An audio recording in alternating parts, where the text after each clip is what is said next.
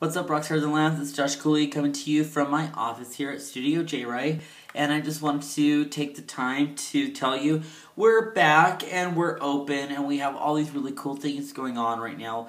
I opened the salon 3 days ago. Tomorrow's day number 4. It's our first week. We're going to come up to round it all out, and I'm just super uber excited about it. And I really am very, very happy that I was able to fulfill this vision and make it happen. And I couldn't have done that without all of you, without my rock stars, without my lambs. And I'm very, very happy about that. So today I wanted to get back to normal. I want to go back to doing J-Ray Affirmation. As you know, J-Ray Affirmation is a place that is a safe place for all of us, where there's no venting and there's absolutely all the things positive in the world. So the thing I wanted to talk about this week as my affirmation that I'd like to share with all of you is that, hello me without glasses. So the thing I wanted to share with all of you is the power of words. I don't know if any of you have ever taken the time to think about the things that you say, or the way that you say them, or the way that your body portrays the things that you say. But the things that you say, you know, when you get down to it, you can cuss, you can say even things that aren't cuss words derogatorily. You know, that are derogatory, not derogatorily. I don't know if that's really an adverb that you could use, but we might in this case. But things that you say, and the way they're said, with the inflection, the tone that you put in your voice, there's a power to that. There's an energy that's always attached to every word that we say. Like when somebody goes up to you and they embrace you and they say, "I just love you to pieces." There's a sincerity there. There's this part of their soul that goes to you that makes them want to let you know that they love you, the person, at the soul level. Sometimes we love people and they're, you know, we all have a person, honestly, that's not very pretty or that's old. Like, old people aren't always very attractive, and we're all like, I love my grandma. My grandma's the cutest person ever. We didn't mean cute, that she was cute, like, for real, like she was attractive. We meant like she just has this personality. We're drawn to her on a different level. And the power of words telling you, I love you. I love you to pieces for being you. I love you. You're so cute. When people tell people like, oh, I love you, and there's no tone to it. It's just the inflection is gone. It's fake. The power of words goes way beyond inflection, like the examples of a fake I love you to a sincere I love you. It goes all the way into things like, oh, I'll see you soon, to, oh, yeah, I'll see you soon. That kind of stuff. Not even the facial stuff that I'm doing right now. It's the way that things are said.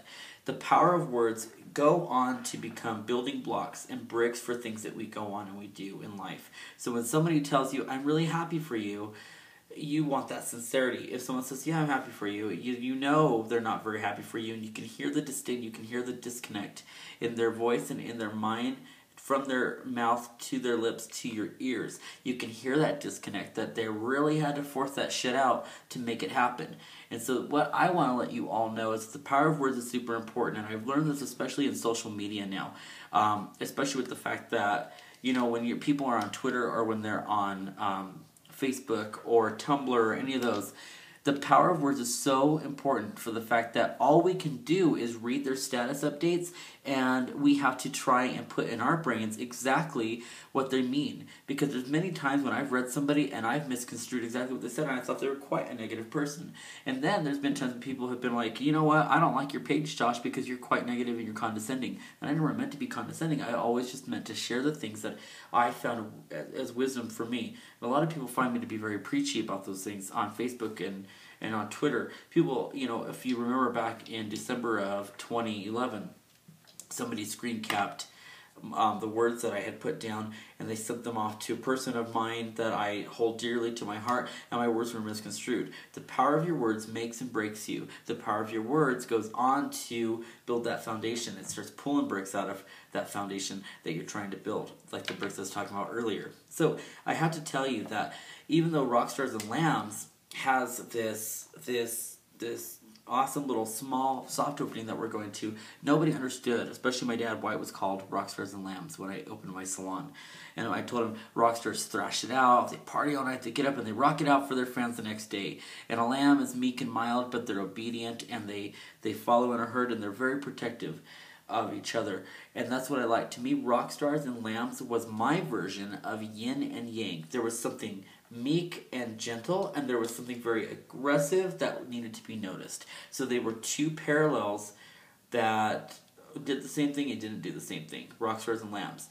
And if you notice that instead of an and sign, I have a plus sign because everything in my space is positive.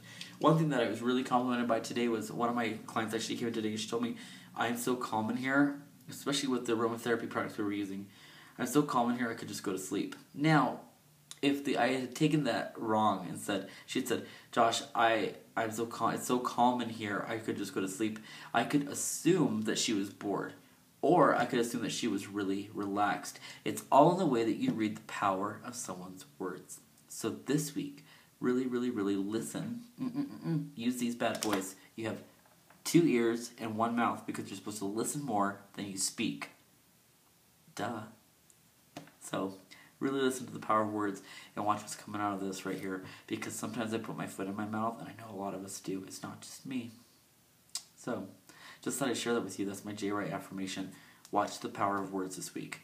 I love you to pieces, Lammies. Thank you so much. Bye.